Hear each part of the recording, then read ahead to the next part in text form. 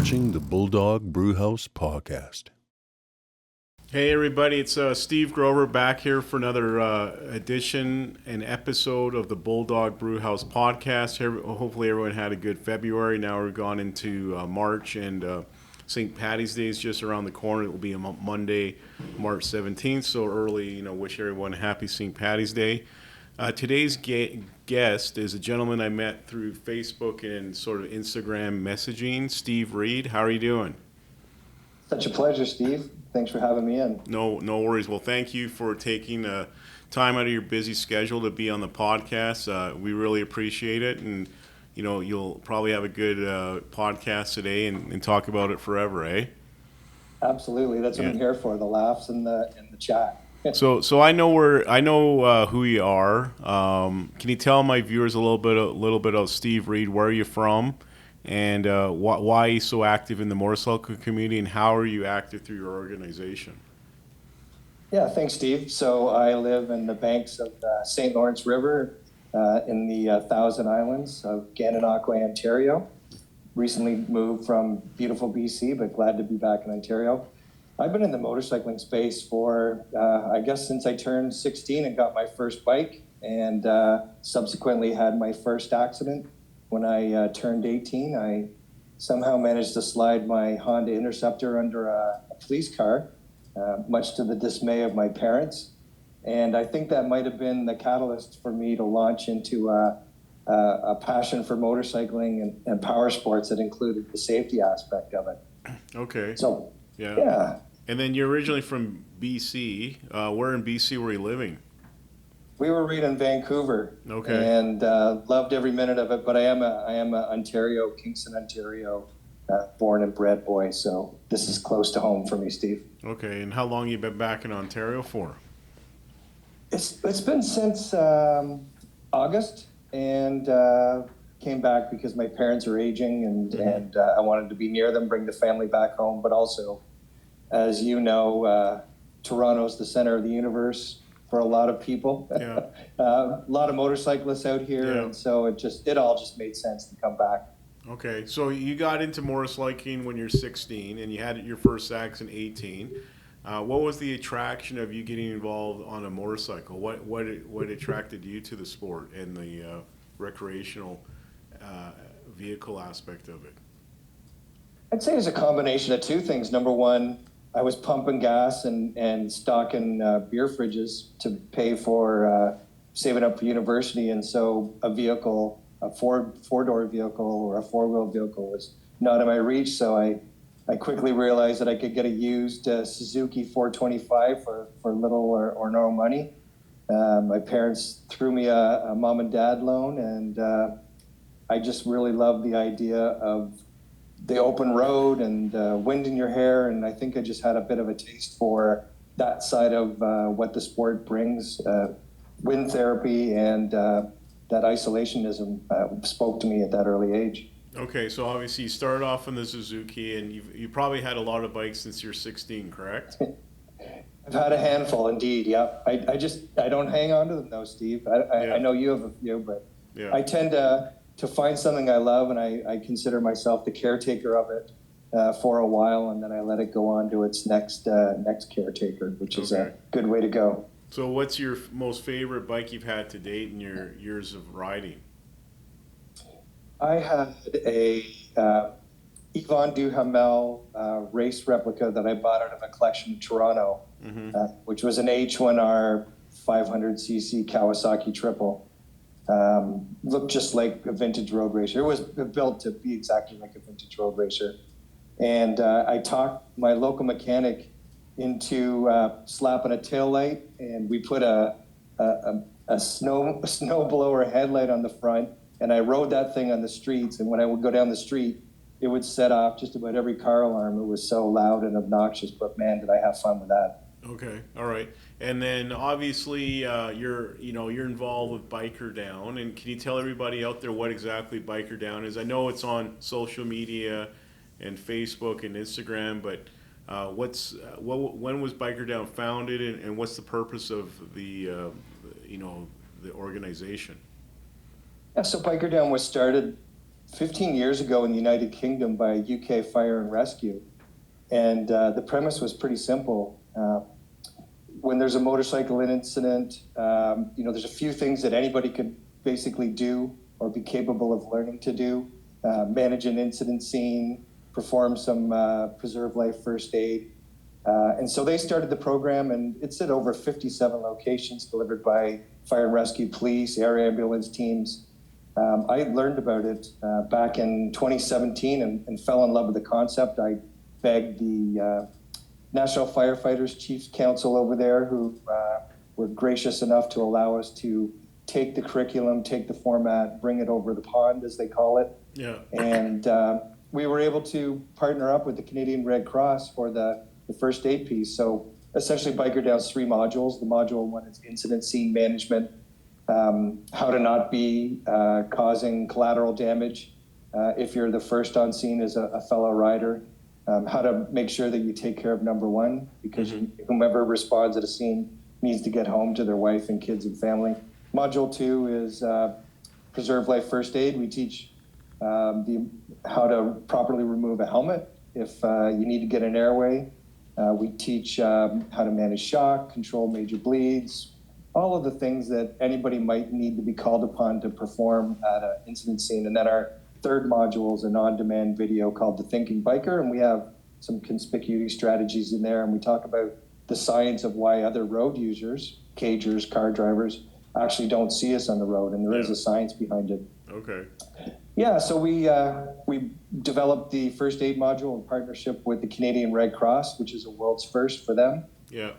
So they were really, really happy to be able to stand up and create this or Canadianize that component for motorcycle riders. Now we're delivering it almost all the way across the country. We'll have our first session in Halifax in the next 2 months, and that completes the ocean to ocean side of it for us. So we're really excited about it, Steve.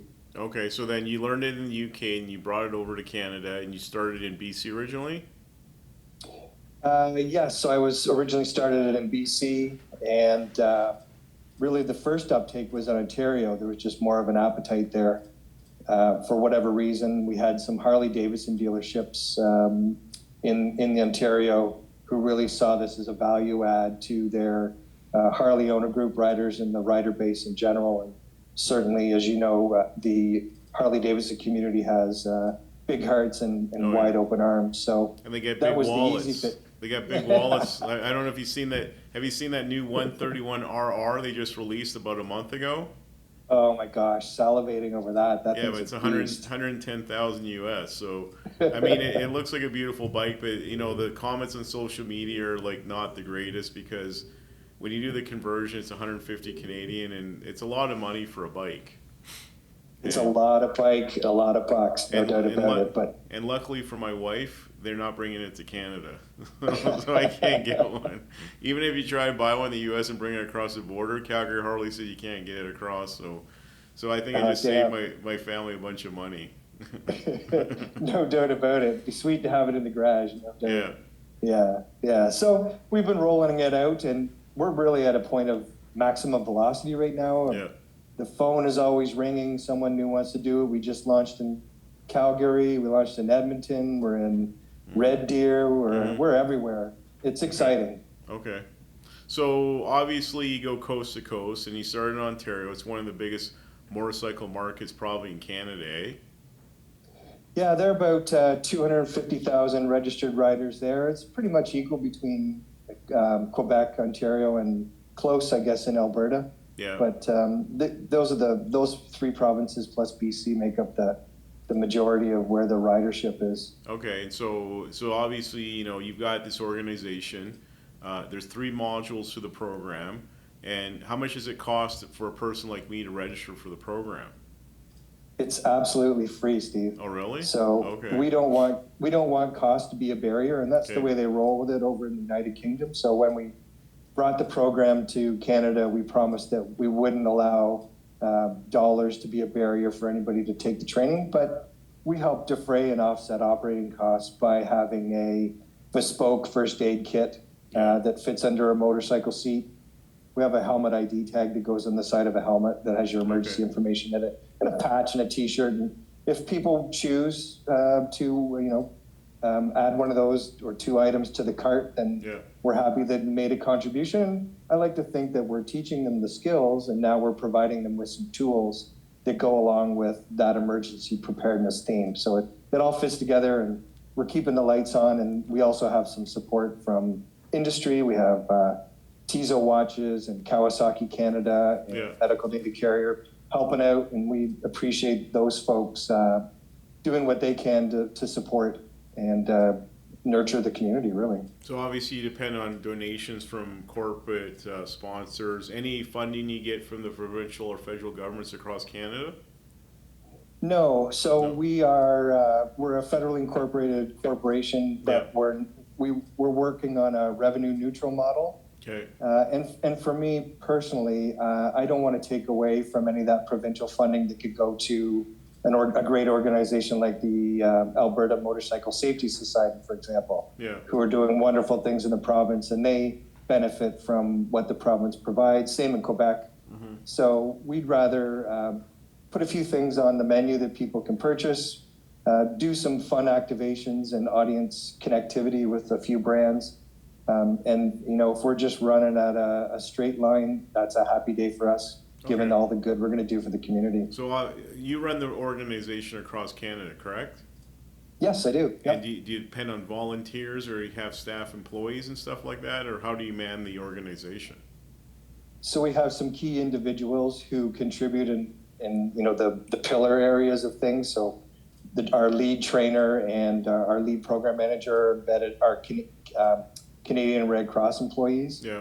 So they lead from inside that program. Then we have a new fellow on board, and his name is Adam Lund, and he's a motorcycle medic and ER physician, and he helps guide on some of the high level components of the program. So we just strategically choose a few individuals who will help with driving the program forward, and then we just make smart decisions. We have a really user-friendly registration back end. We try to make things streamlined and seamless where we can, because we obviously want every dollar to go as far as it can to help make this thing work. Okay, and then obviously, I've seen you on social media. You've seen him on social media, essentially. That's where we've connected. And then obviously to get the word out there, I believe you go to motorcycle shows across Canada, eh? Right. Yeah. So we hit the shows with our MotoGP simulators. If anybody's watching and was at the Toronto or the Montreal show, you would have seen us there. That's how we connect our brand supporters to the cycling audience by leveraging the simulator experience. Yeah. We don't heavily promote Biker Down, but it's the Biker Down booth, and then a lot of Biker Down is we just become sort of a wildfire social media thing. People talk about it, they post about it on the socials, they want to take it. Everybody, I think in general, the motorcycling community is tired of being told that motorcycling is not safe, and Biker Down is not about telling people that it's not safe. Yeah. It's about empowering riders to save another rider's life. Yeah. So what's not like about that, right, Steve? Yeah.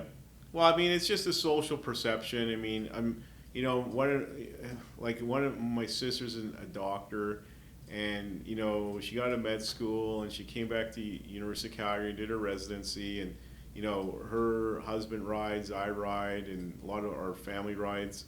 She even has a Class 6 too. Okay. Oh wow, nice. But it was funny. At one Thanksgiving dinner, she said in the hospital they refer to motorcyclists as organ donors. Right. So it's pretty hardcore, eh? It is. In fact, I'm sure someone's got that on as a patch on the vest somewhere. It's yeah, but I mean, she told some bad stories. Like there's always catastrophic accidents, and I remember she told me one time. There's a guy coming down in a Gixxer, I think 600 or 700. He was going a little too fast, and someone backed out of their driveway and hit him, and he died. You know what I'm saying? And stuff like that does happen. You know what I'm saying?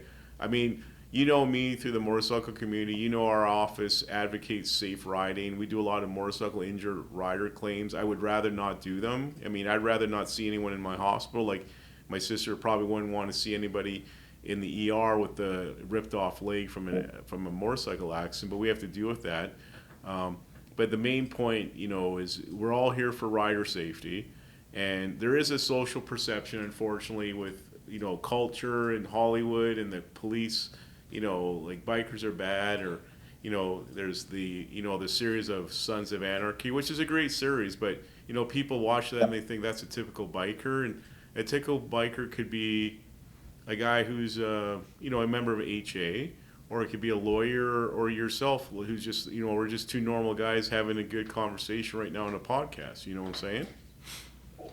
I agree 100%, and it's great that podcasts like yours, Steve, bring that information to the riding community, and Yeah.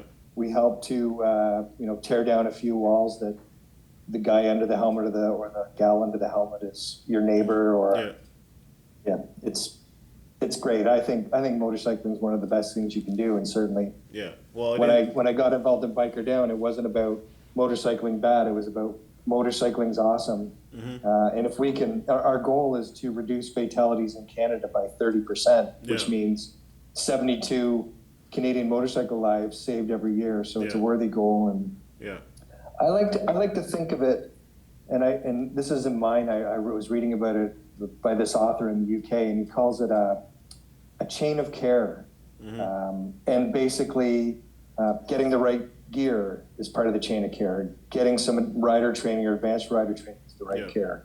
Biker Down fits in there now as the right care. But I also think that extends to, if you're a motorcyclist and you're actually going to own that it's a high risk activity, then I think you need to have something on your helmet with your medical information, and I think you need to have a will, and I think you need to have a lawyer lined up in case something happens. I think that's all part of the, if shit hits the fan, then I've thought of it and taken care of it, and it's not going to be a burden for someone else to have to think about. Yeah, and at the end of the day, I agree with you. I mean, I'm a lawyer, and we do some wills in the state work, and I'm very surprised. Unfortunately, I've had some. We have past files, we've got current files where unfortunately there has been a fatality, and say the husband of the family dies, and they come to my office and there's no will. Like, know what? This is what I don't understand, and it's good that you mentioned wills, because I think it's really important for people to have an estate package. I mean, the whole thing, when I look at wills, is you spend your whole life to accumulate all this wealth and pay off your mortgage and have a TFSA and have stocks and maybe retire. Like, I'm not retiring, okay? It's just my choice, and I just like what I'm doing. But then, and you don't want the government to tell you what you're going to do. Like, Trudeau, leave me alone, or don't raise taxes. But if you don't have a will, the Intestate Act takes in place, and you essentially have the government telling you how your accumulation will is going to be distributed. And then you have to get a grant of probation, grant of probate. And it's just it's a nightmare. And for people just to, call me or call your lawyer down the street and just set up a will package, I think it's a benefit of everybody in general. And I agree with you. Probably one of the three things you need is a will package. It's a no-brainer. My wife insisted that, and when I got married, she insisted that I got a will straight away. She didn't. She supported me with my passion for motorcycling riding, and that's when I actually started to take it to the track, just as kind of a tip of the hat to respecting some of her concerns. But man, I got that will straight away, and I advise anybody who's listening, make that part of your emergency preparedness. What if? Contingency plan. It doesn't make sense to me. And then I mean, there's nothing wrong with Staples, but you have these will packages for dummies. Like, you're going to spend your whole life working overtime and paying your taxes, and you're going to go to Staples and save $100 or $200 and get out a box version of a will that could easily be challenged in court. And the one thing that I think people are realizing is the baby boomer generation is, they're passing on. But you've got trillions and trillions of dollars being transferred now, the biggest accumulation of wealth being transferred ever in the history of the world. And what area that's going to go through the roof is estate litigation. Because everybody's challenging these wills, that you don't have a will. And I think it's really good that you mentioned that, because, I mean, if someone doesn't have a will, you know what? Spend the money, sit down. I mean, just because you have a will doesn't mean you're going to die. I think a lot of people think, oh, you know what, just you're preparing your life forever, you understand?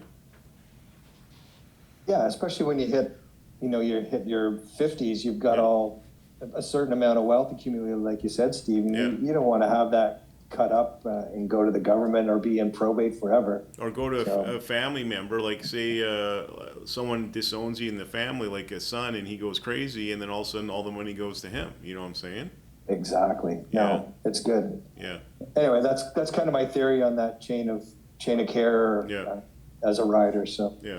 Well, I think it's important. I think it's important that you mentioned that, because I really appreciate that you mentioned that, because if anyone doesn't have a will out there, call a lawyer. You don't have to call our firm. We can help you out. But at the end of the day, go get a will, get a estate package. Like, go get life insurance. Just because you get life insurance doesn't mean, okay, the next day I'm going to croak. You know what I'm saying? I mean, I think it's really important for really people just, and I know it's very hard now. I mean, there's this bad statistic that's going around right now in Canada. I don't know if you heard of this. It's on social media, and I've asked a lot of economists about it. Since we've had this passing of the torch now to a new prime minister, per capita, our GDP in Canada is so bad that, like the two richest provinces in Ontario and Alberta, our standard of living is just as low as the poorest state in the U.S., Mississippi, right now. That's how bad it's gone economically because of this past administration that was just here for some time. It's an eye-opener, absolutely. And I think we also rank pretty poorly compared to other G7 nations for that as well. So let's hope we can turn it around. But, that's going to take a while. But at the end of the day, I know it's hard to day-to-day living, and there's now this big talk about no fault in Alberta. I don't know if you heard about it. Like BC went no fault, Saskatchewan's gone no fault, Manitoba, Quebec has gone no fault, as you know. And it's going to save $400, and us, these lawyers like myself, well, $400 is not a lot, but when you think about it, the average family, $400 is a lot, to save. I mean, groceries are more expensive, daycare is expensive. I mean, mortgage rates. I mean, But if we can save some way to not have no fault in Alberta, I think it would be really important for people to actually understand the legal rights. You know what I'm saying? I do. I signed the petition. I think everybody needs to step back and really look at it. Sure, $400 is a lot of dollars. Yeah. That's maybe a week and a half of groceries, and then where are you at? You need to look at the long-term picture, as far as I'm concerned. Well, look, measure twice and cut once, right? Yeah. I mean, even you're in Ontario, and you've got a hybrid kind of no-fault system. I think there's a deductible of 45 or 60 grand now, or something like that. It's a very litigious system. I mean, there's a lot of cases where people get injured. I know in Ontario, I've got a good friend, Adam Little at Oakley Bigbon in Barrie, Ontario. He acts for co-counsel for our files out in Ontario. Yep. Him and I have had a good relationship with 20 years. Actually, he's going to be on the podcast next month. So, great. But it's very discerning to hear these stories coming out of BC now, where people get injured and they can't sue and they're paralyzed, or a family gets wiped out at a wedding and everyone dies and there's no legal remedy to hold that party accountable. Yeah, it's an interesting title change in that industry, no doubt about it. Yeah. And I don't know all the nuances of it. Mm-hmm. I just hope that I don't get caught up in an oh shit situation where I wish I know more. Well, it's I tell you, Steve, when I deal with providers of services that I consider key to my life, like insurance, like my banker, my lawyer, I like to deal with somebody where I have a connection with. And for me, and this might not be a surprise to you, if it's motorcycling, then that's the best way for me to connect and have that lifelong relationship. And so, well, I mean, it's so funny. Like that. This has been a topic in our house for a while, because everyone pretty much rides in our family about no fault. And there's a foundation now called Bikers Against No Fault. They've got a petition too. So if you want to reach out to them to sign the petition, that'd be great. But my wife looked at me about a month ago and said, "Steve, at dinner, we go no fault. You're selling all your bikes." Whoa! Throw it down the glove there. Yeah, but I've always got I don't know. You don't know me very well. I've always got 3 or 4 plans ahead, thinking, and maybe I'll buy a little place in Montana, keep a couple bikes there, and take my truck and roll down to Kalispell or Great Falls and whip around Montana, because you can still in America, they understand their legal rights. They're born with the Constitution and bred it in their head. They're not going to give up their right to sue. And in Canada, I mean, I think we go day to day, and the Bill of Rights is there, but I don't think they understand the fundamentals of legal rights like gun control. I mean, they would never ban handguns and semi-automatics in America. There'd be a riot going on in Congress, the NRA, and I got a PAL card. I've got a couple guns, but at the end of the day, there wasn't this big explosion of fighting, the bills that Trudeau passed. You know what I'm saying? Yeah, Canadians tend to lay back, and I mean, for whatever reason, we let stuff happen to us. But we're also not taught about our rights in school like they are in the States, and so a different culture, a different education process. But I think the days have changed, Steve. I think we're looking at some standing up and paying attention now, which is exciting. Yeah, well, we'll see what happens. I mean, Canadians are Canadians. I mean, I'm a Flames fan, but I go to Flames. I haven't gone to a Flames game in 2019. I have tickets, and you go to a Blackhawks game and they go crazy there. I don't know if you've seen the Chicago games or Toronto. They go crazy. In Calgary, sometimes people are standing on their hands. There's not much emotion going on. Right. But Canadians, it's a good country. I think it's one of the best countries to live in. I mean, for riding motorcycle, I don't know, the Kootenay Lake region. I think that's just a great area, just where Cranston is, Creston, Nelson, go up to Crawford Bay. I don't know if you know that lake at all. Yeah, it's fantastic up there. It's crazy beautiful. Well, Indeed. I go every year. We sponsor the Ducati Rally, Ducati of Western Canada. Plus, I've got a Triumph. We sponsor the Triumph Rat Raid, and I just love riding out there. And I don't know if you've been out to Nelson in that area. I have, not on a bike, but I've been in the area. It's fantastic. And that's awesome. That's awesome that you. I didn't realize you were doing some give back in the province of BC. That's awesome, Steve. Well, I just have to, when I get on my bike and I cross the BC border, I have to make sure I have that a shield around me, like in Star Trek, the USS Enterprise, to make sure if anyone hits me, I'm okay. Yeah. I mean, I'd rather just ship my bike out to Nelson than pop around Nelson and then ship the bike back to Calgary, because you never know. You could be going through Field BC and some guy or some lady runs a stop sign, T-bones you, and you break your leg, and you're disabled and you can't sue in BC anymore. You know what I'm saying?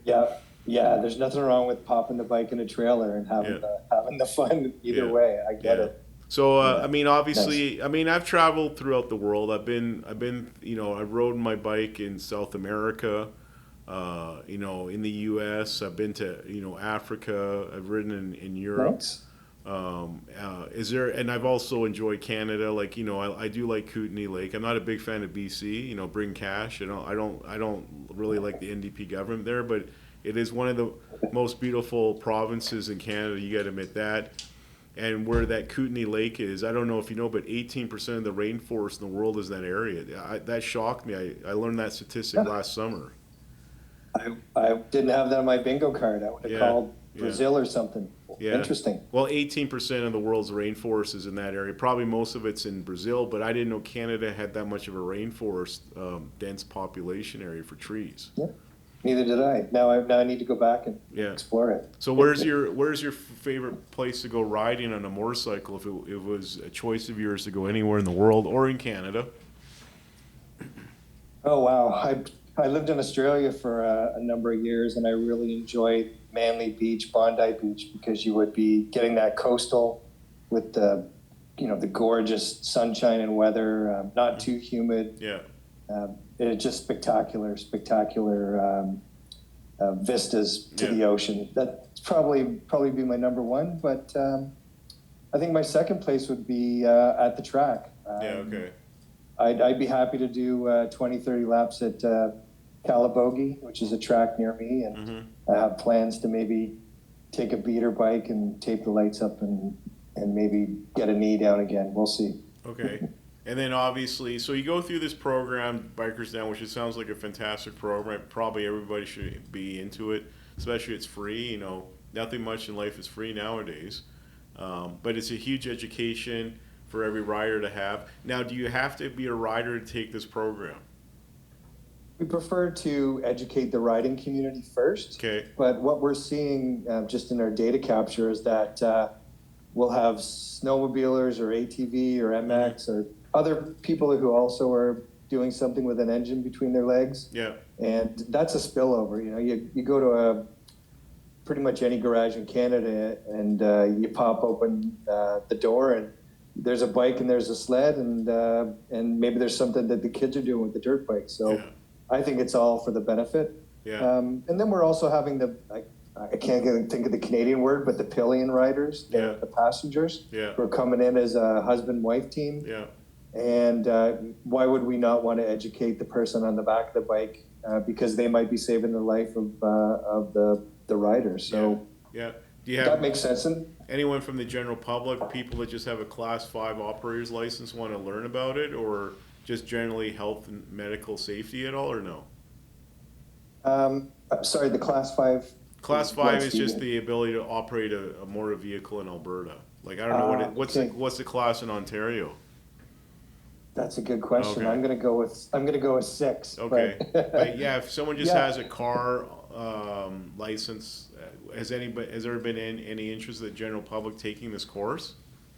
Well, we have. So when we check stats of registrants, we do see people with 0 years of experience on a bike, and that Yeah. may be someone who's driving a car exclusively and thinking about it. Yeah, And so, absolutely, there's value to anybody who potentially could be responding at a scene. And when we initially looked at Biker Down, Steve, we did a survey, and over 30% of the respondents said they'd used their training at least once, and some of them twice. And when they went on to add comments, the folks were saying, "I saved somebody at work. Yeah. I responded. I was walking by in a car crash, and I saved someone there, and there was Yeah. someone in the house." yeah, And so I think that what that really means is that we should be teaching these life skills in high school. And I know in some areas they do teach that. Yeah. Every kid that comes out of high school should have some basic first aid. yeah. Well, I agree with that. And, you know, there's life skills that they don't teach you definitely in high school, is how to manage your money, how to deal with a credit Yeah. card. I mean, bankruptcy would go down substantially in North America if they just had a grade 10 course of, okay, here's a credit card, don't max it out, pay off your bill, manage your money properly. But for some Yes. reason, I don't think there's no program that I know in any high school in the world that teaches you how to manage your money. And obviously, you know, first aid, I remember taking first aid, but it was like a half-day course, and like everyone was like looking out the window. I mean, they didn't Yeah. take it seriously, you know what I'm saying? Oh, I do. And, Yeah. and so we're kind of bringing the sexy back to first aid. And Yeah. that's part of the reason why the Canadian Red Cross is so excited, because we've had people drive 5-6 hours to get to a Biker Down session Yeah. because they're just so gung-ho to learn Yeah. it and be ready to rock in case something happens. Yeah, That's okay. that gives me the warm fuzzies for sure. And so you go through the 3-course module, and after you're done it, do you get a certificate from the program? Yeah, you do actually. Okay. It's a full-blown Canadian Red Cross 3-year certificate, Okay. and they've named it the Biker Down First Aid for Motorcyclists, which is again a world's first for them to add a third-party name to a certificate. So Okay. Well, congratulations on that. yeah, no, Yeah. thank you very much. Yeah. And they're so excited about supporting the motorcycling community with the program that the translation into French is happening now. Yeah. They're going to be putting Biker Down First Aid into the soon-to-be launched new revision of their app, which is a never-before-done thing. And potentially we could be doing Cyclist Down Yeah. for the bicycling community next. yeah. So it's just the cusp of some great things where we're just looking at niches of vulnerable road users Okay. and addressing the elephant in the room, which Okay. is where there's risk, there should be some first aid and some common sense training about how to manage a scene. Okay. And the demographics, what's the age range of people that take your course? Do you keep records on that at all? Yeah, we do, and it's skewing more towards older males, but we are getting a ton now of female riders, younger Yeah. riders, Yeah. people with 1 year experience. And so I think the early adopters for the safety were guys like me with some snow on the roof. And now the word's got out, and it's just something that everybody, riding groups are planning events to go together to go and do this. And it's Harley riders or guys on the Gixxers. We're doing a lot of VIP sessions now, which is great for the riding clubs, female and male. So we're just staying nimble. If someone picks up the phone or sends us an email and say, "Hey, Steve, can we do a private session?" We'll look at whatever way we can to make that happen for them. Okay. And regarding, have you kept statistics on the type of riders? Are you dealing with a lot of cruiser people, sport bikers, adventure, just a huge mix of just like people that ride different bikes? Yeah, it's a big mix. But we are seeing a lot of people checking the box on the snowmobile, which makes sense because there's over 2 million sledders in Canada. Okay. And then also picking up the track riders. So we have a good data collection just to understand who the audience is and how it's progressing. And absolutely, it's exciting every time when we go back and look and we see that we're capturing some of the youth market, because those folks who are 3 years or less are the most vulnerable of motorcycle riders. So if we can look at, in a year or 2 years, start to check the metrics of the impact that the program's had, then certainly we'll be able to maybe produce a report that helps others in the other stakeholders understand what we're doing and how it's paying out. Okay, and you mentioned about 2017, you got the interest in it. How long has Biker Down been out there for now, so going into 2025? Right, so we launched just at the tail end of 2024. Believe it or not, it took that many years to get all the buy-in. Okay. And then of course we had COVID, and so in the UK the Biker Down team shut it down. They didn't want to be spreader events. Yeah. And of course the first responders were burnt out. So we just kind of followed suit, and then it was a kind of a blessing because it allowed me to start to foster that relationship with the great folks at Canadian Red Cross. Yep. Took us about 2 years to hammer out an arrangement and develop the curriculum. And so sometimes slow and steady wins the race, in my opinion. Yeah, I mean, I don't know. My dad always reminded me constantly, like, the Roman Empire wasn't built in a day. You have to take it slow. Life's not a sprint, it's a marathon. And, you can't be a flash in the pan. You just gotta take the baby steps, and eventually. But even when you accomplish, a certain pinnacle in your life, you're still taking baby steps every day to change your company or organization, make it better, or lean it back, or stuff like that, eh? Absolutely. Yeah. No, and I see that in what you're doing out there in the community. I see you at different events, and you're pushing the boundaries and making new relationships. It's exciting to see. So tip of the hat to you. Oh, thanks. Yeah. And obviously you were at the Toronto Bike Show, motorcycle show. I know there's that big, huge snowfall that weekend, but how did the TO Bike Show go this year?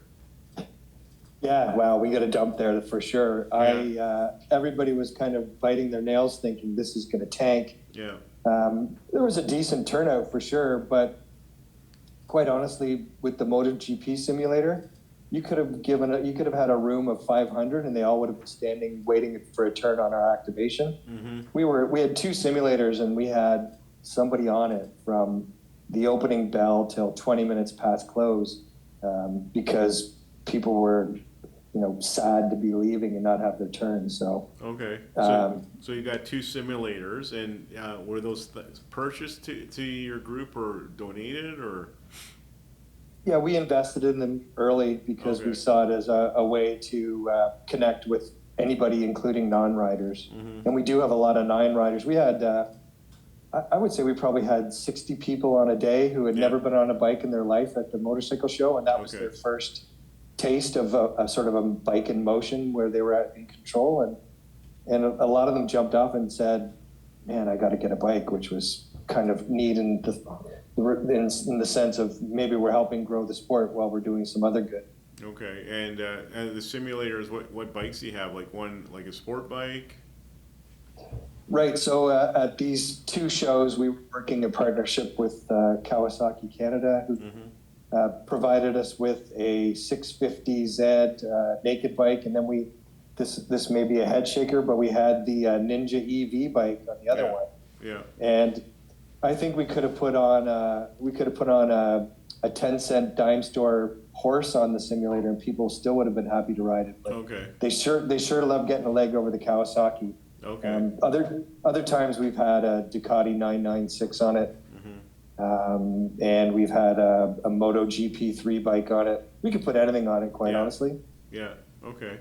And then you're in Montreal, obviously. That's the last show of the year at the end of February, going into March, correct? It is. Yeah, that's the big wrap up, and it doesn't matter if it snows 2 feet. The French motorcycle riders are so enthusiastic. It was double the numbers, easy, maybe triple the numbers of the Toronto show. Okay. You got to get out and see that one, Steve. Yeah. It's it hits the same time as some of their big festivals as well. So if you're someone who likes to get out and have a good time in the night after maybe talking and shaking hands with motorcycle people, it's a good way to spend a weekend. And that's in Montreal, eh? You've got it. Okay. Yeah, I mean, I know in Quebec and Ontario, there's probably like a fight between the two provinces, who's got more riders, who's got more motorcyclists, and so I know it's a huge market out there. And were you?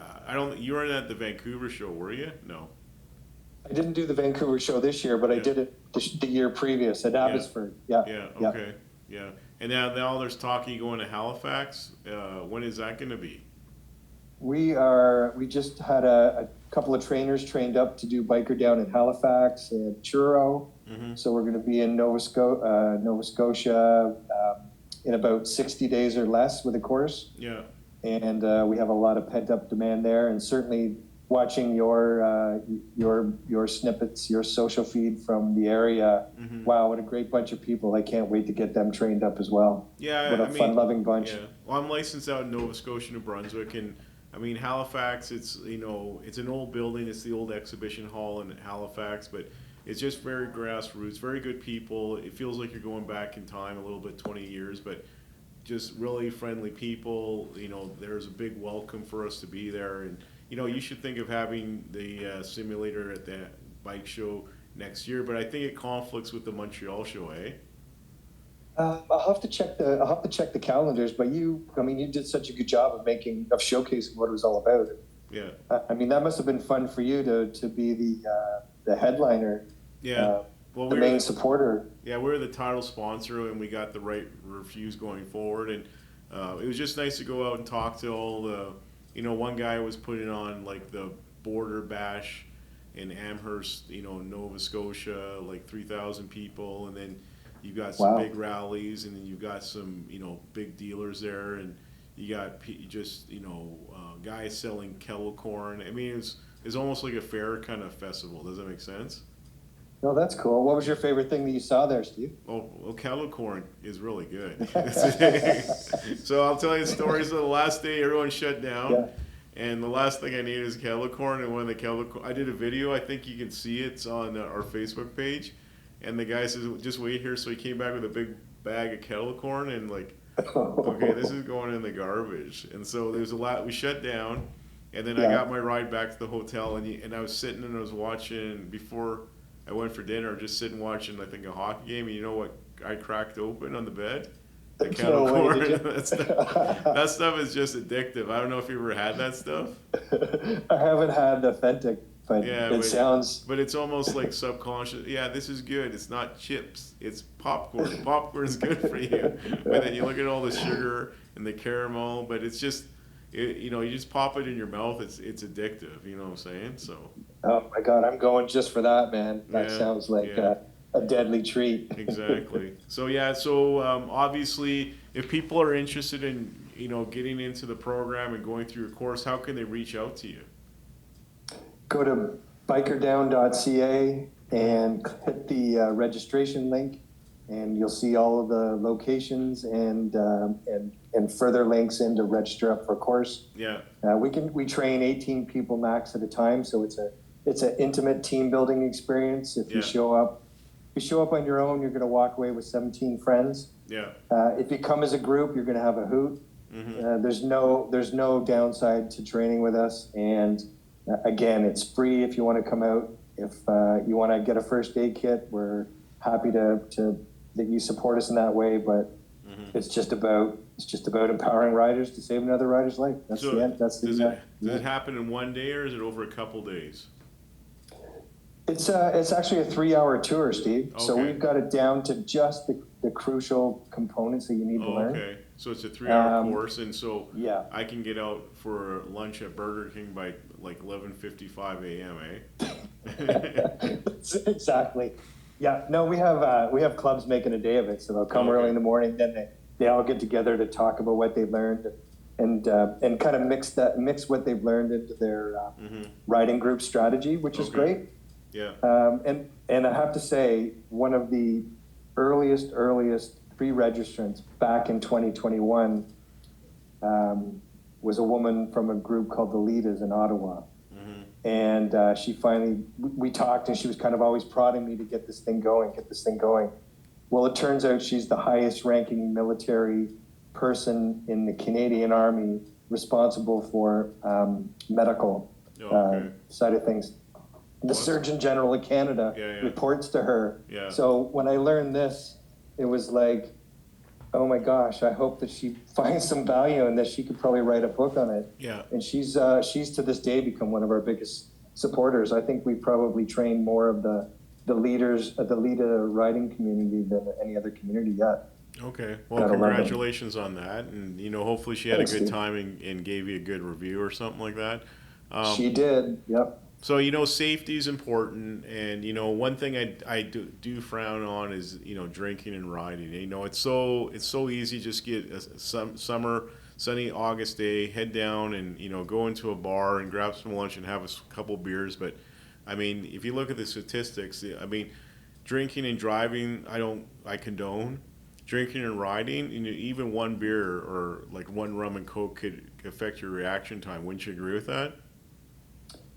You got to have all your faculties, and you're Yeah. really putting yourself at risk, Steve. Totally agree with you, man. Yeah. Yeah.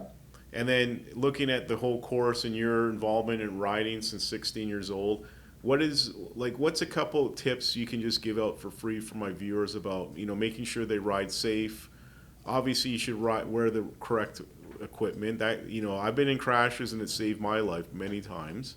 Like whatever little tips would you give out to people out there? Because obviously we're coming into April pretty soon. The riding season is just around the corner, especially here in Canada. Yeah, I mean, we all get on that bike after the snow, rusty. So I would say, if you can, get to a really quiet area and just practice. Practice just doing some basic riding, Yeah. doing some quick turns. Yeah.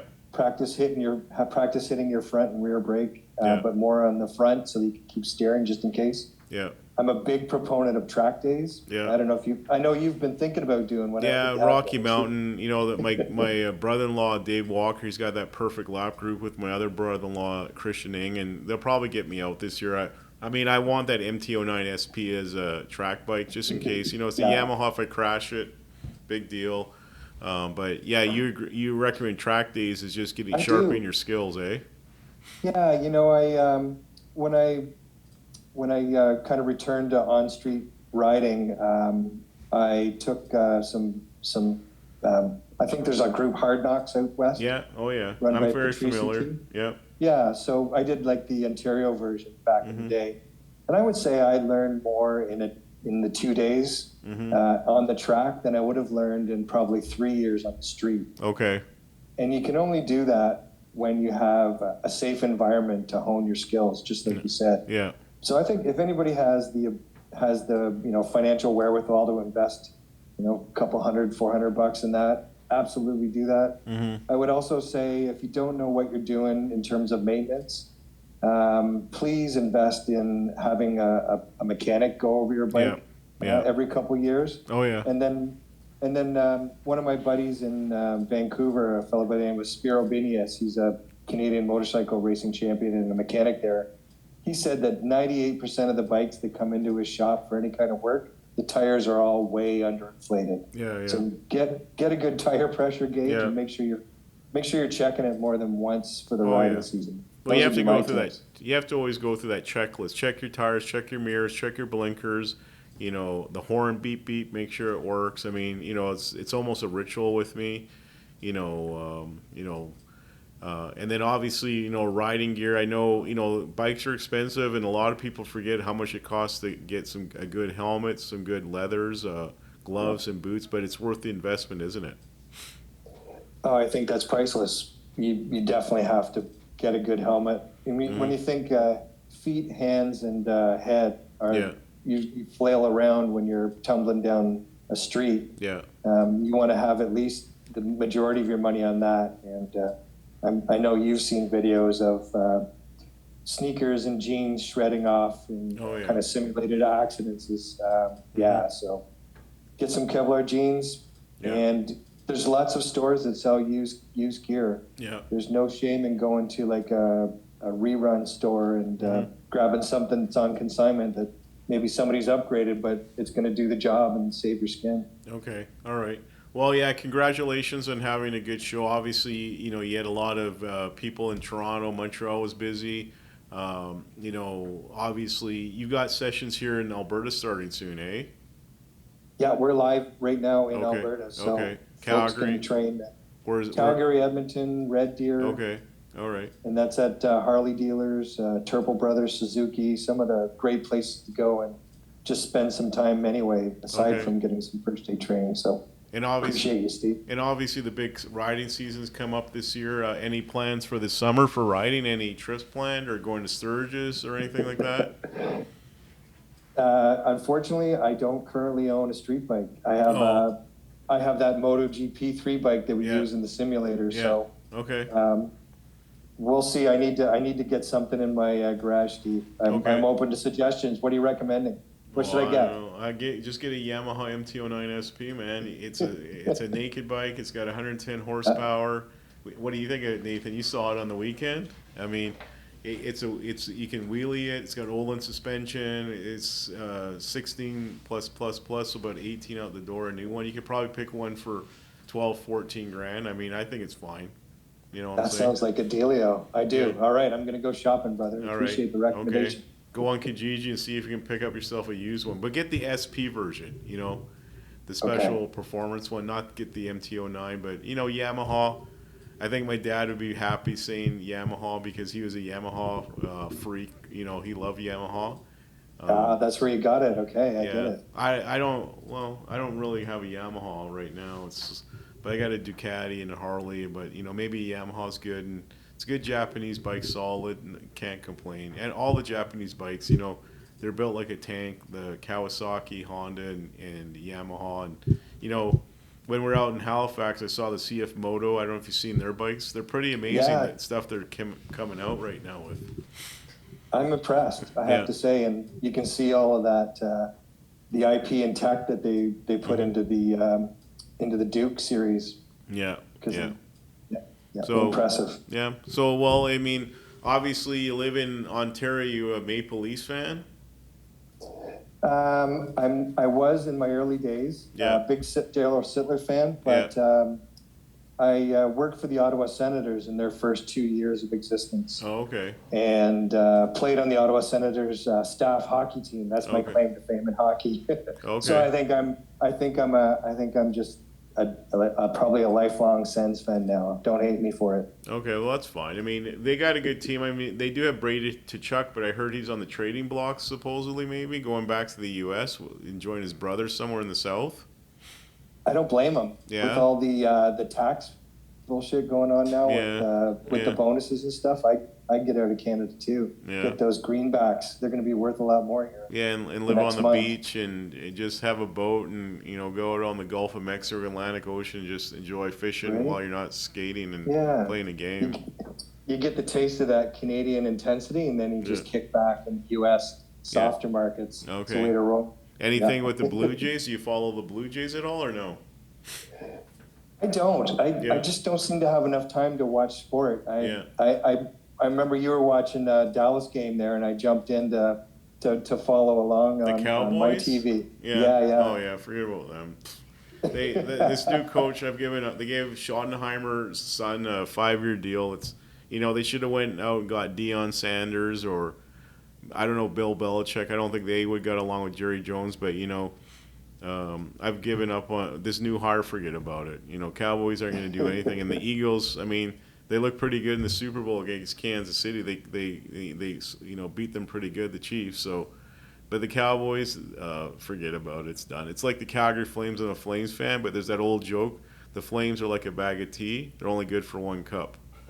Oh, I haven't heard that one. That's great. Yeah, that's Mike Richards. I don't. Is he still out in the Ontario? He was out here in the 2000s doing sports radio.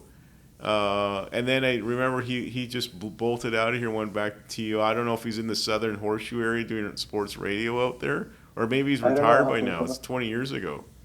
He had a sharp sense of humor for sure. I love that one. Yeah. That's great. All right. Yeah, probably aging out at this point. Oh yeah. Okay. Well, congratulations on Biker Down. Congratulations on having a great show at Toronto and Montreal. Hopefully we'll see you out here at the Calgary show. Think about coming out to the Halifax show. Hopefully it can work with your schedule next year. Great people. And you know what? You got to go visit the Cake Lady. If you come to Halifax, there's a vendor called the Cake Lady.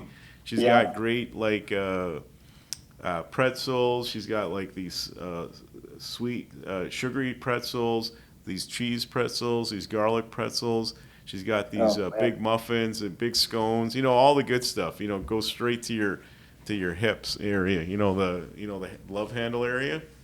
So good. What's the name of the show again, Steve? What's the full name of the Halifax show? Oh, I think it's like the motorsport. It's just like they just need to call it the Halifax Bike Show or the Maritimes Bike Show, but it's like the Motorsports Power Sports Halifax Bike Show.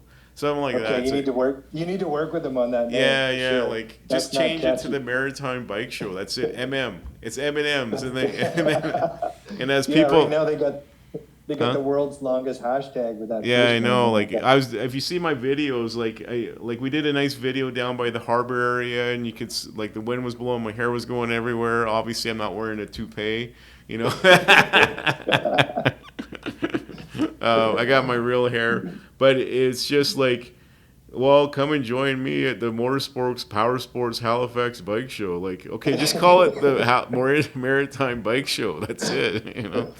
They should call it M&Ms, and as every person comes in, you get a free bag of M&Ms. You can either get chocolate or peanut or almond flavor. They could get Hershey. Lady on that. Yeah. They could easily get Hershey's to sponsor it.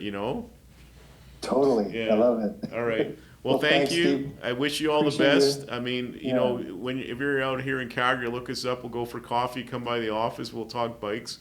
We can go for a ride. I've obviously got a lot of bikes in my garage, and we'll have a fun time. But I wish you all the best with Biker Down. And obviously, it sounds like a great course. I highly recommend your course. Anyone out there, I obviously got to do it. It's only 3 hours, so I can bolt out of there to get my Whopper and cheese and onion rings and Coke at lunchtime, on a Saturday or sometime. So good. Thanks, Steve. I appreciate you for having me on. Thanks for all you do for the community. Yeah. I'm looking forward to Whoppers after, of course. Yeah. Whopper with cheese with light on the mayo, okay? Right? Nathan, light on the mayo, right? To keep the abs. All right. Well, thanks, buddy. Steve. We'll see you again, and have a safe summer, and happy St. Paddy's Day. Hopefully Leprechaun will bring you some good luck on Monday, okay? Same to you. All right. Appreciate it. Okay, Talk cheers. soon. Take Bye-bye. care. Bye-bye.